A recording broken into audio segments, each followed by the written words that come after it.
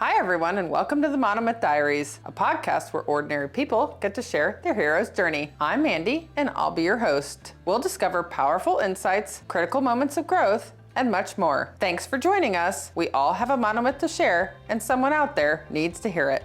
Welcome to the Monomyth Diaries, where it's a take what you like and leave the rest podcast. Today's featured hero is Ida, retired business owner and founder of Venus Construction. She shares how her upbringing, work ethic, and unwavering commitment to others led not only to professional success, but a life filled with meaning and fulfillment. From starting her business to quietly helping her community, Ida's story reminds us of the importance of giving back. Let's welcome Ida to the show. All right, welcome to the Monomyth Diaries. Thanks for taking time out of your busy retired day to join us. I'm not very good at retirement, apparently.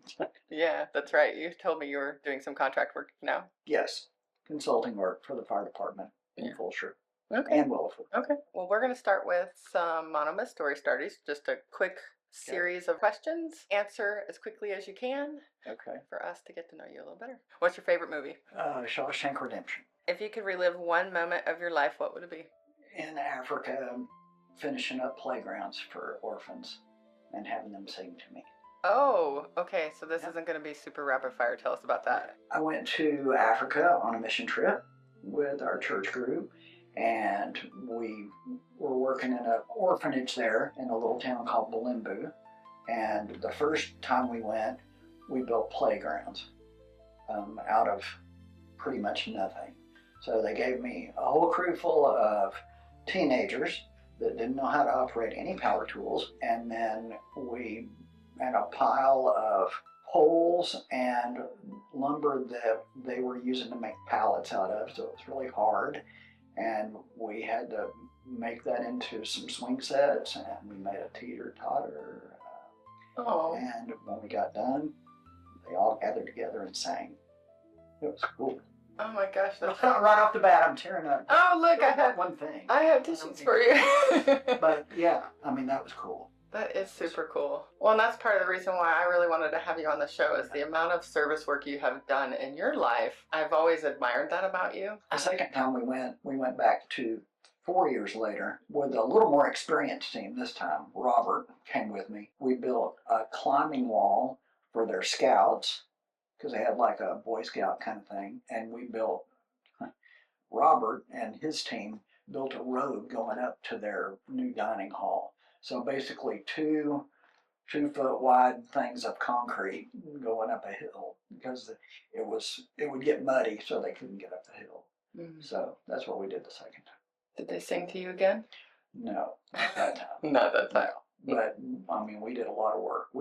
I knew better the second time. I took an experienced bunch of people the second time and made sure we had people that knew how to do stuff. Still teenagers, though, that helped out. Yeah. What a magnificent way to give back. It was amazing. Yeah. Africa I would recommend anybody go there. Okay. Just for the people, if nothing else. Never mind the animals. That's cool, too. But the people are really cool. Have you done that too, a safari over there? Oh, yeah. Both times. Yeah. That's kind of like the reward at the end of our mission trip, is they take us through Kruger National Park for 3 days at the end. Oh. Yeah. So you get to go do not mission trip stuff at the end. What's one superpower you wish you had? To be able to see the future. What's your favorite season? I like fall. But after it starts getting cold, I like cold weather. I like the fireplace. I like bundling up. I was going to say, do we really have a fall in Texas? Yeah. Yeah. Not really.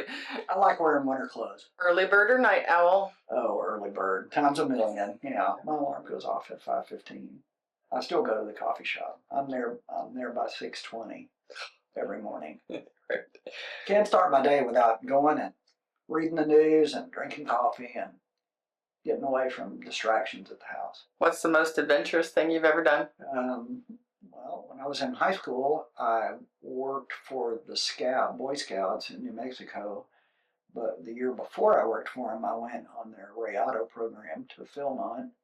And as part of that, it was a 2-week backcountry trek with a ranger the whole time. But as part of that, they left us for 3 days. We had to build our own shelter and keep a diary and the whole 9 yards. So I did that in Wow. the New Mexico wilderness. Introvert or extrovert? I think we all know the answer to that. I don't know that our audience does. Extrovert. Extrovert. Right. Okay. Got that from my dad. Never met a stranger in my entire life. Yeah. I love that about you. You talk to everybody. Yes. Love everybody. Yes. If you could travel anywhere in the world tomorrow, where would you go? Back to Africa. I knew you were going to say that. Yeah. All right. Well, thanks for playing along. Sure. All right. So I asked you to come on the Monomyth Diaries to talk a little bit about your professional journey because I find it fascinating, especially because you give back so much. And after our conversation prior to this, you had talked a lot about your mom and dad and their influence on you. So we're going to circle all the way back to your childhood and talk about how you think your mom and dad and your upbringing influenced your professional journey. All right. My mom was a teacher when I was really young. She had a master's degree, and she taught school full time. And my father was a pipe fitter, so I grew up from the time I was 5 or so in Pasadena. My dad worked up and down the ship channel at all the refineries building stuff.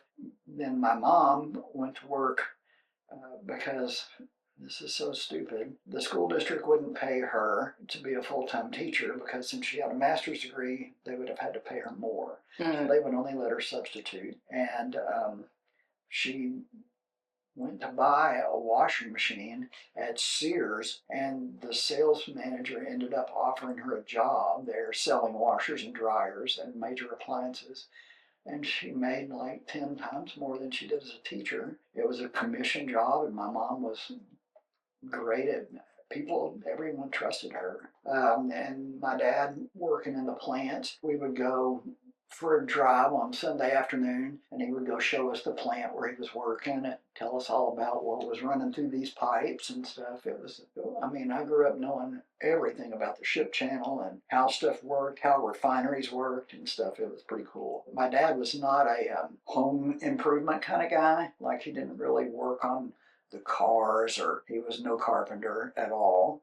If it was a plumbing thing, he was good at that. So we grew up playing with like brass fittings and stuff as toys that my dad would bring home from work. But he definitely, having 3 daughters with my older sister from his first marriage, we grew up just doing stuff for ourselves. He made sure we knew how to change a tire on the car, how to check your oil, and back then how to change our oil when I was a teenager in high school. And, we didn't ever get told you can't do something. Like, girls don't do that. They never let us think we were limited about what we could do or what we wanted to be. You can be whatever you want to be when you're grown and gone. There was no expectations of us, really, and no, women don't have those kind of jobs. There was none of that. None of that. As a matter of fact, my dad would celebrate and tell us about when a woman would be working in his workplace because it was so unusual of a female welder or pipe fitter or something. There were few. It was the 60s and 70s, few and far between. We never thought, oh, that's not something that I'm cut out for. My first job was selling auto parts. And it just went on to not ever really have a traditional girl job, I guess. Girl job in air quotes, right?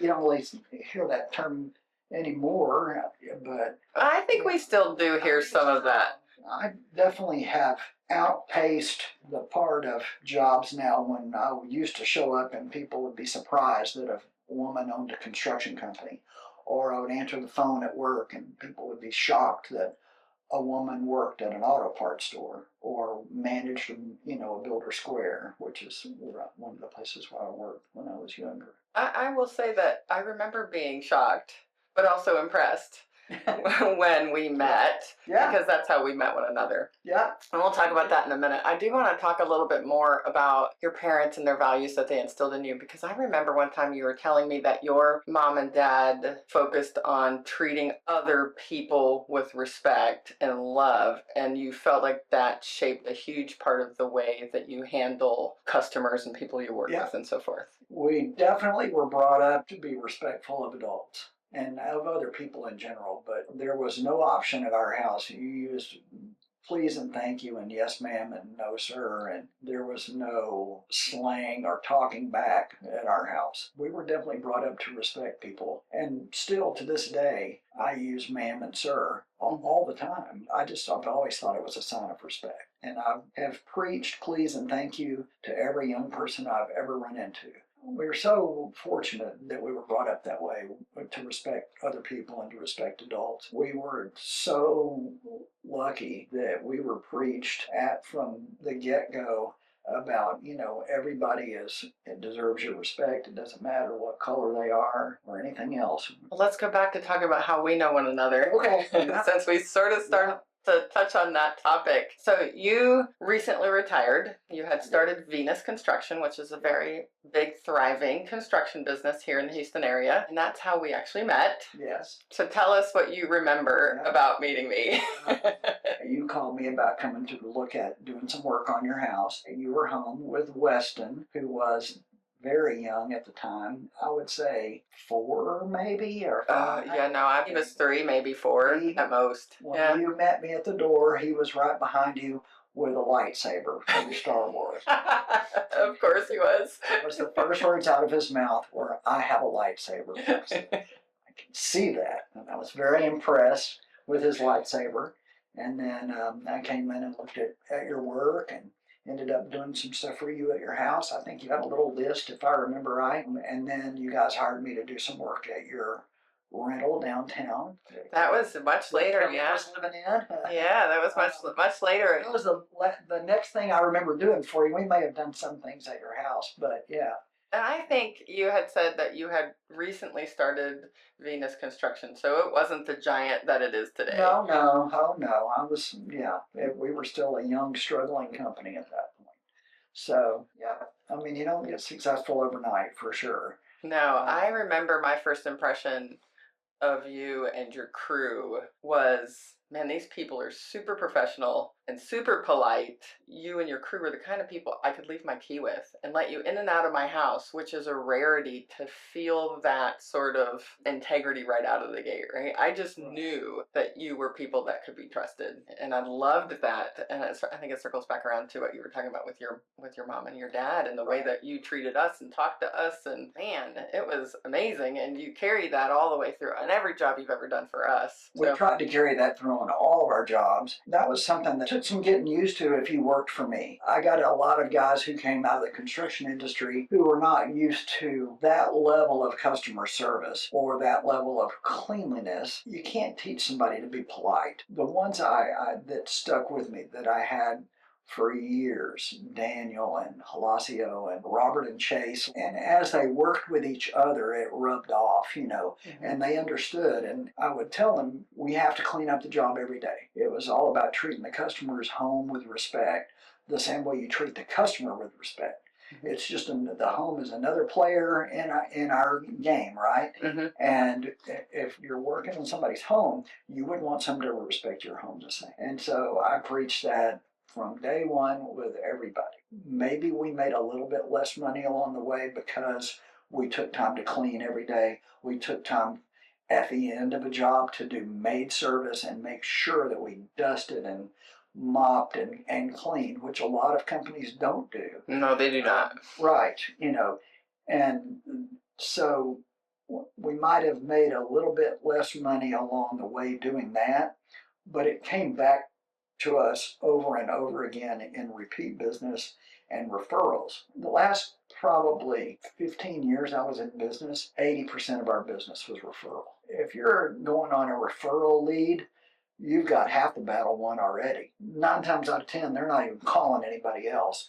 But also, they already know you, or at least your reputation. Gosh, repeat business. I mean, how many times have I worked on your house? I've referred you to so many people because you get what you pay for, right? We got respect. We knew that your guys showed up at 7 every day and left at 3. I loved knowing that there was a schedule. I thought that was brilliant. And as long as there was something to do at your house, we were there working. Mm-hmm. If we weren't going to be there, you knew that we weren't going to be there, and you knew why we weren't going to be there. There is no substitute for good communication in business. And customer service. And customer service, right. But communication is a huge part of that customer service. People just appreciate that. They appreciate good communication, and so do your employees. My employees loved the fact that I would leave them a list, punch list, because it gave them guidance. If you tell a guy, you know the stuff that needs to be done, do it, and then you come in and he didn't do what you wanted him to, you've got only yourself to blame. Right. Right? If you empower them to make their decision on what they're going to do, then you have to stand behind what they decided to do because you didn't tell them, do this stuff first. Well, let's talk about customer service. I know when we spoke before, you had said you learned customer service along the way in some of your earlier jobs. So let's talk about some of your earlier job experiences prior to founding Venus Construction. One of the places where I learned really good customer service, it didn't really start until after I got to Builder Square. Prior to that, I was managing an auto parts store, but I was still really young, so there was a lot of screwing off there. I mean, we sold stuff and we did pretty good business, but we were also acting up and being idiots because we were young people. Right, we all were young ones. I even worked for Builder Square when I was like 25 or 26, and that's when I straightened up and started being a decent human being. I won't say there was no screwing off there because there was, like driving the forklift 200 feet to answer a phone call or something, stupid stuff like that.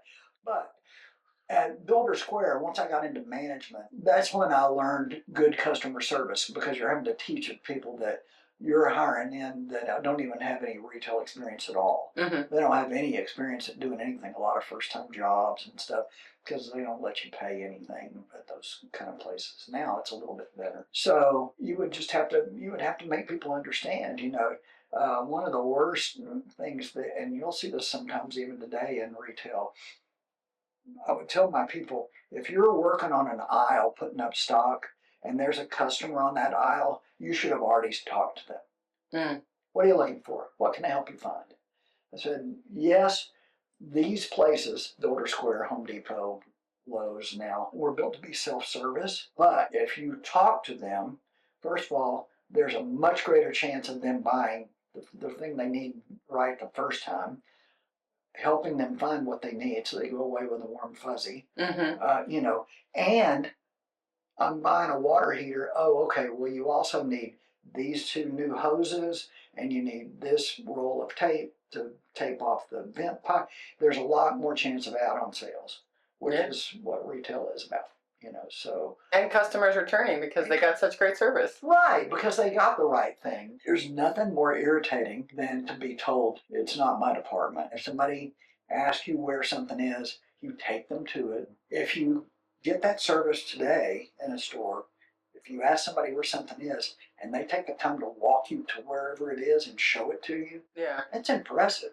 Mm-hmm. And it should be the norm, but it's not. It's the exception, which is unfortunate. But when I get somebody that gives me that kind of service these days, I never fail to thank them for it because it's somebody going above and beyond.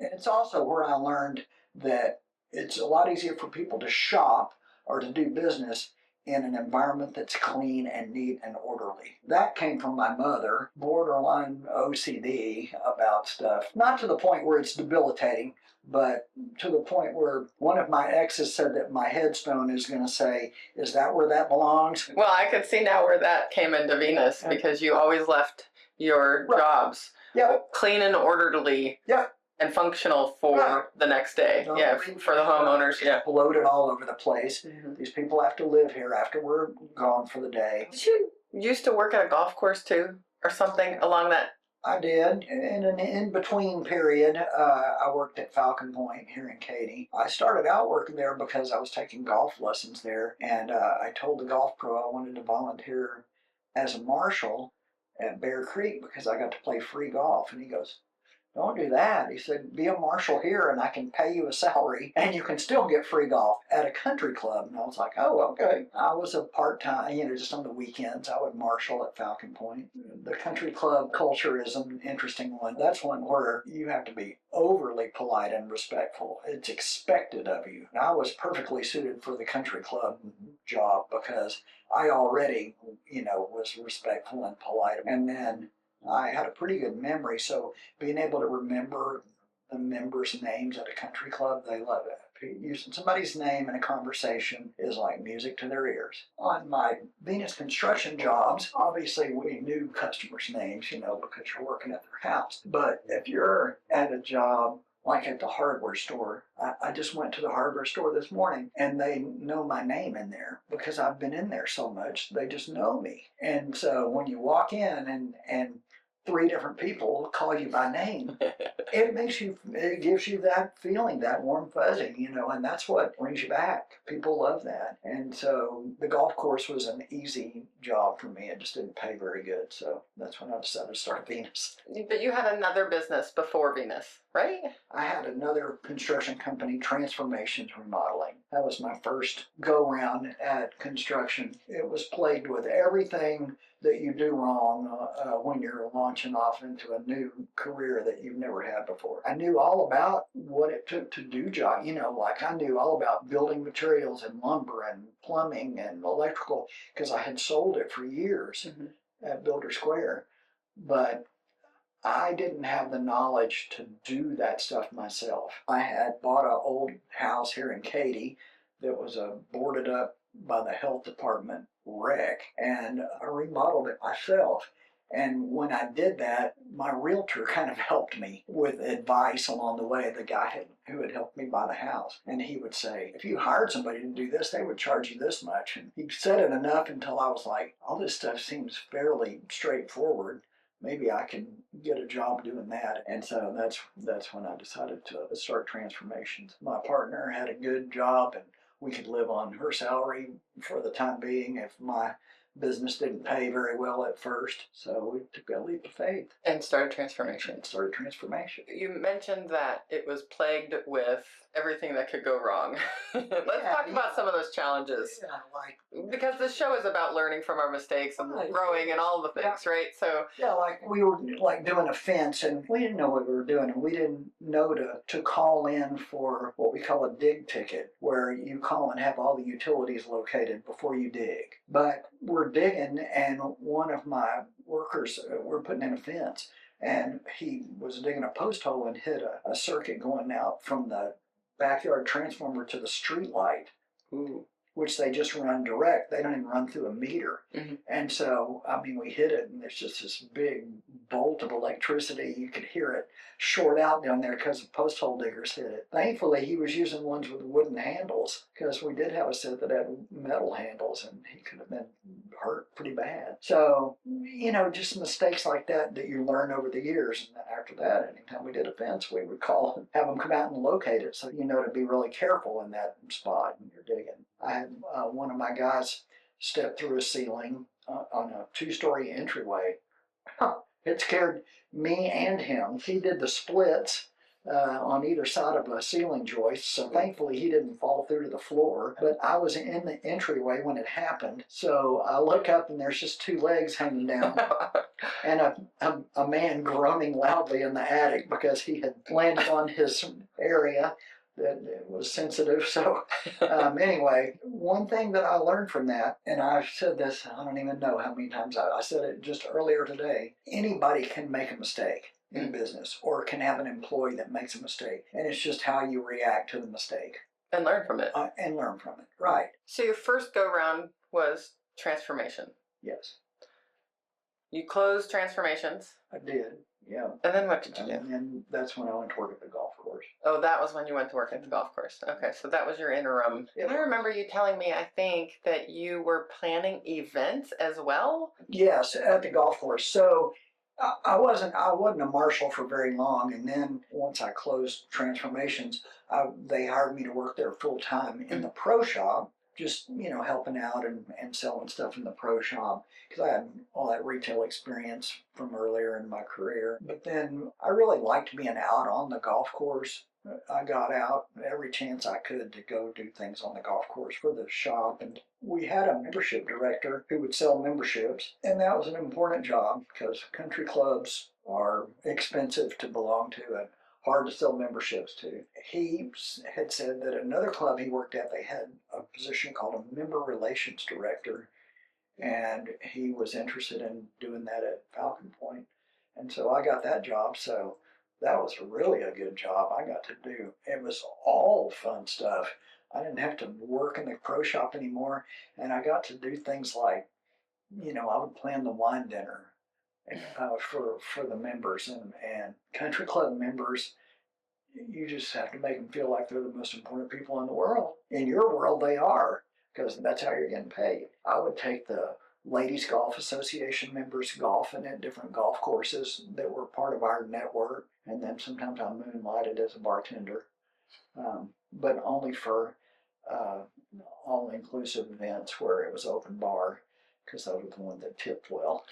I wasn't interested in anywhere they had to pay for their own drinks. You had a lot of interesting jobs that have led you to your success. Was there a specific moment that you knew you wanted to give it another go, open another construction business? When Alicia and I bought. Who's Alicia? Hold on, let's back up. Alicia was my partner when I bought my house on Saddlebrook, and it was in need of many repairs. It was vacant, but it was a property on an acre of land. So again, I was working at Falcon Point, but not a lot at that point. They had eliminated the member relations director, so I had gone back to just being a marshal. So we bought this house, and I took 3 months off to remodel it and everything, and that kind of whetted my appetite again. So I started Venus then. I felt like I knew a lot more about that business, and I was ready to go again. You've been collecting a lot of experiences. I have been, yes. I think we figured out 2007 that you started Venus Construction. Yep. Tell us what the early years were like of getting started. The early years, it was really just me and like 2 people. Very small. At first, I was still a worker bee back then, a hands-on person. I mean, I didn't really ever have a super good skill set, hands-on stuff. I was okay with mechanical stuff, electrical and plumbing and things like that, but carpentry I was not very good at. You're good at the customer service part. I was, right. I was good at I was the rainmaker. Ooh, you are the rainmaker. I was the rainmaker, and that was the part I was good at, talking to people, figuring out what they needed, helping them shop for stuff like light fixtures, and together many times. We have. Online and in person. We've been on field trips to all over the place, cabinet places and granite places, all kinds of stuff.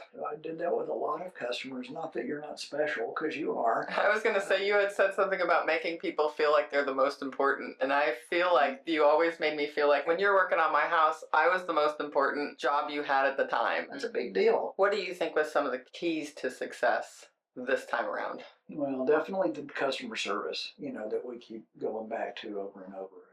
Treating people with the respect that you would want to be treated with, treating their homes with respect. All the knowledge that over the years that over the years, of course, and then just knowing the better way to approach jobs, the product knowledge and just the business knowledge of how to do remodeling is super helpful. And then keeping up on new trends. We would go to the home show in Vegas, and then, certainly learning from other contractors, finding a good set of subs that you can trust. Yeah, so building those good, solid relationships. That's right.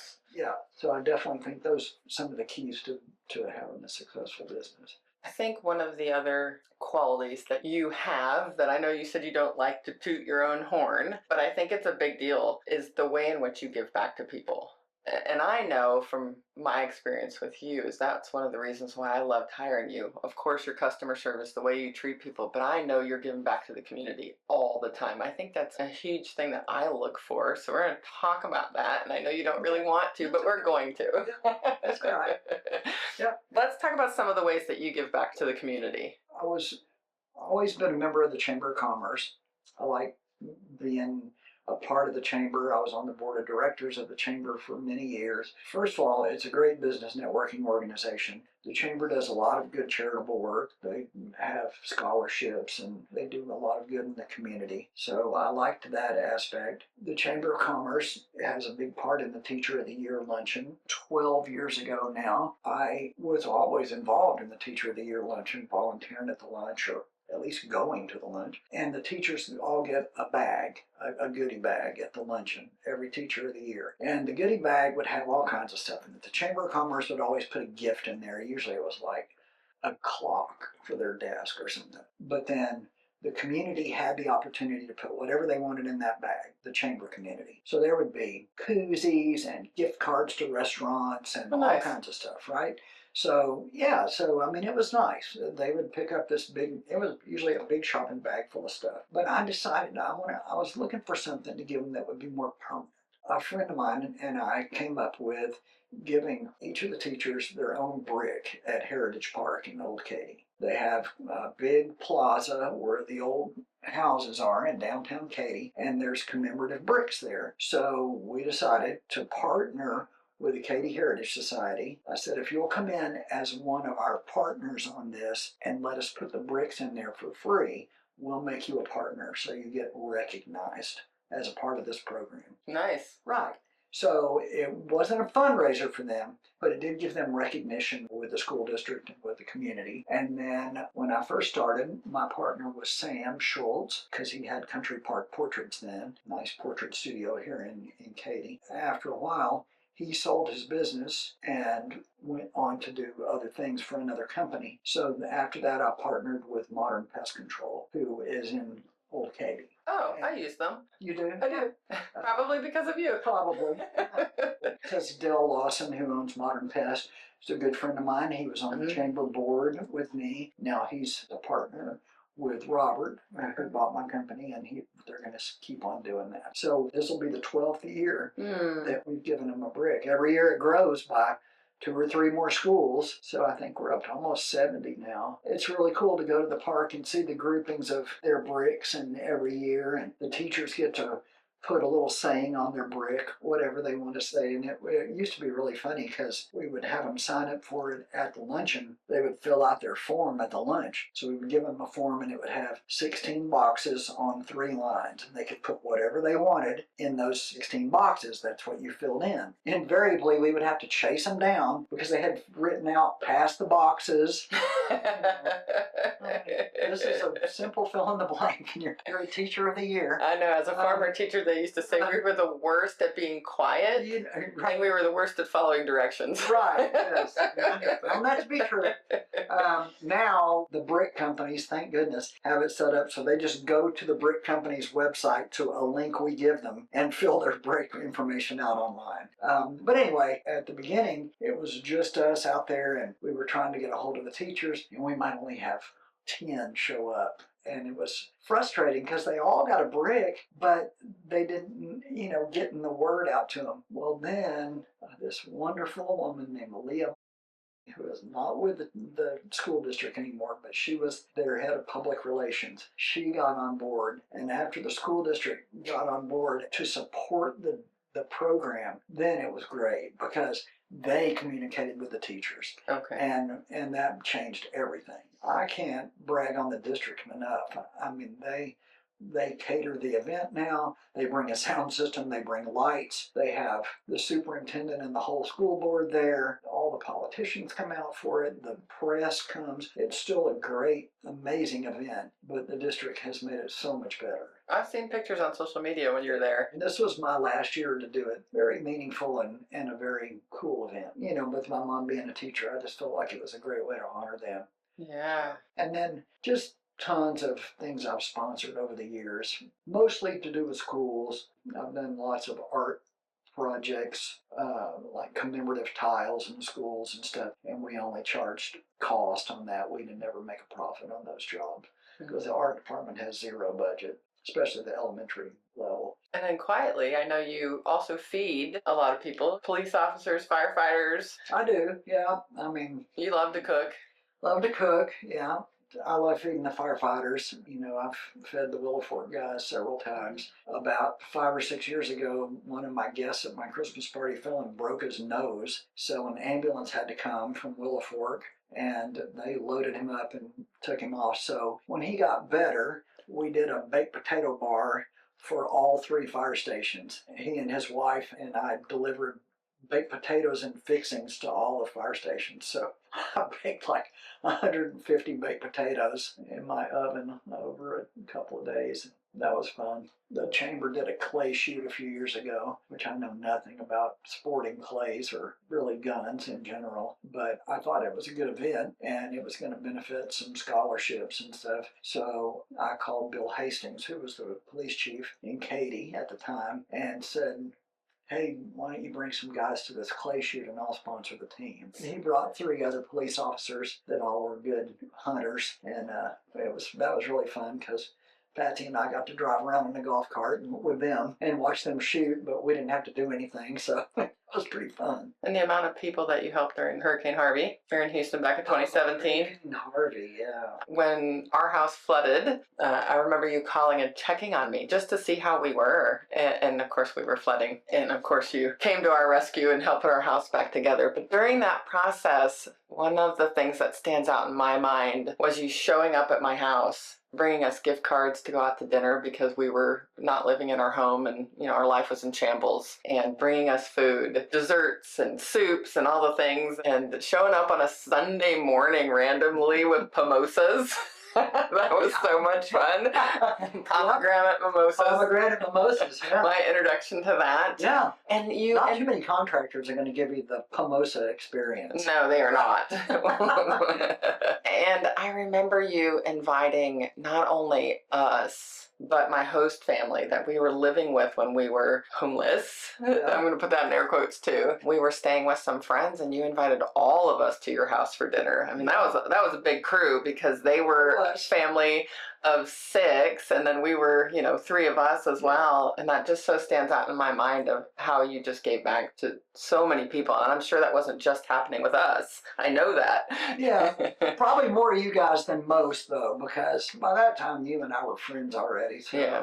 You know, I mean, you were already at the invited to my party level of friendship. You know, so. Harvey, we had 2 record years in a row with my company for the worst possible reason. Yeah. I mean, I would never wish that on our community again, ever. Even my own house. You guys showed up and half my hardwood floor was torn out of the back of my house. You know, it was messed up. I fed a lot of customers during that. I mean, y'all more than any, but everybody somewhere along the way ate my gumbo or my homemade soup or something, red beans and rice. Yeah. You know, whatever I could make a giant pot of. And, you know, nobody complained about my cooking, so I guess it must have been okay. No, your cooking's great. Yeah. Thanks. All right. Why do you think that service work is important to you? I just think that if you're successful in business or in life in general, if you have time, you should give back to your community or to people in need. I've always been a big fan of that direct benevolence. You know, I want to see my stuff doing good. Yeah. I want to bring you food and then have you shower me with compliments about how good it is, or show up with alcohol on your doorstep while we're remodeling your house. You know, I just think it's important. I think that it's important to help people who can use the help. You know, I would want somebody to help me. People have helped me along the way. I think you're cheating yourself also because it feels good to do for other people. I love it. It does feel good. Yeah. If you're doing it for the right reasons, you're not doing it for recognition. You know? So true. I mean, you're not. It should feel good enough to you that that's all the recognition you need. Yeah, for fun and for free. That's right. That's right. Yeah, and if you're doing it right, it is fun. Even when you're going into situations where it's sad, like Harvey, honestly, there wasn't a time when I came to your house that we didn't laugh about something.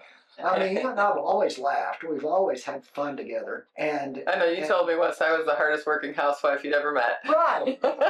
You know. And also told me to stop doing some of my own construction because you always have to come back and fix it. Charge you extra if you work on it yourself first. But also, how many times have I said, take your phone and go outside and I can talk you through this one over the phone? Oh, that's so valuable. Right? Yes. Right. You know, I know a freeze is coming. How do I winterproof this stupid irrigation thing? Or my water softener's not working. Why not? You know. But to me, those are acts of service because you're not charging me for that knowledge that you give, and I so appreciate that. Even if it's because I don't want to get up and come to your house for whatever reason. You're by far not the only person I've done that with. Yeah. You know. Well, you're the queen of giving back. Teach the customer next time you know. Yes. I know how to do my irrigation now. That's right. Yeah. Yeah. Especially a female. We can do it. We can do anything. All right. When you look back at your impact on Venus, on the community, what are you most proud of? I'm really proud of the company, of building the company into what it was, and of being confident that I could pass that on to Robert and to my guys, and that they would keep doing it that way. And I told them all that when I left. I said, just because I'm not here doesn't mean you start slacking, because that's not what got you here. That's not what got you to a solid job that you get to go to and being some of the highest paid guys in your industry, with vacation, with repeat business over and over and over again. Yeah, you're leaving a legacy and you want that to continue. That's right. I want them to continue to have good business, for sure. Yeah. All right, well, we end every episode of the Monomyth Diaries with an attitude of gratitude, and it's your opportunity to uplift anybody in your life that's been a mentor, a hero, significant in your journey. Anybody you want to lift up today? You know, I don't know that I can point to any one specific person. You learn stuff from people all the time. You learn from everybody. Everybody has something of value that you can take away, even if what you take away is, that person's having a bad day. I got to remember not to let my bad day rub off on somebody. A kid the other day, I had been having just a crappy morning. I was mad at some subs at the fire station job, and I had to throw a little fit on the job, and which I don't lose my temper very often, although my girlfriend would probably disagree. But I went to get a curbside at HEB, which I do a couple times a week, and I'm one of those people that tips. I tip the curbside person. And the kid brought my stuff out. He was a young boy. And I said, how's your day going? And he said, pretty good. I just got to work. And he was, just a really polite kid. And he put my stuff in the back seat. I said, well, I'm going to make your day start off really good. I'm going to give you a $5 tip. And I gave it to him. I said, because I'm having a terrible day, so I might as well make yours good. And he looked at it and he goes, tell me what's going on. What's going on with your day? Oh. And I was like, I went inside and found his boss. I was like, get some more like him. Right. Honestly. Oh. Yeah, I mean, what a good kid, right? From him, I took away, there's hope for young people. Yeah. Which there are always hope. Sorry, that anytime a young person like that steps up, that's good stuff. That's touching. Yeah. So those parents are doing something right. Right, that's right. Yeah, I mean, he yes ma'amed me and no ma'amed me. You just don't get that from everybody anymore, So I just try to learn from everybody. Try to get something from everybody. All right. Well, thanks for doing this. You're welcome. Really appreciate you sharing your journey with us and taking the time out of your busy retired schedule. Kid from HEB made me tear up. Yeah, and Ida's story reminds us that real success isn't measured by accolades or titles. It's measured in the quiet, consistent ways we show up for others. Her legacy isn't just in homes remodeled, but in people fed, comforted, and empowered. She shows us how to live a life of impact without ever needing to say, look at me. Thanks for joining us on the Monomyth Diaries. If this episode resonates with you or someone you know, we'd love for you to share it and spread the inspiration. Don't forget to follow us wherever you get your podcasts or on YouTube to stay connected. We'd appreciate if you could take a moment and rate and review the podcast. It helps us reach more people with stories of transformation and growth. You can visit us at monomythdiaries.com or text us directly from the show notes to reach out and keep the conversations going. Until next time, heroes, let's journey together through our monomyths.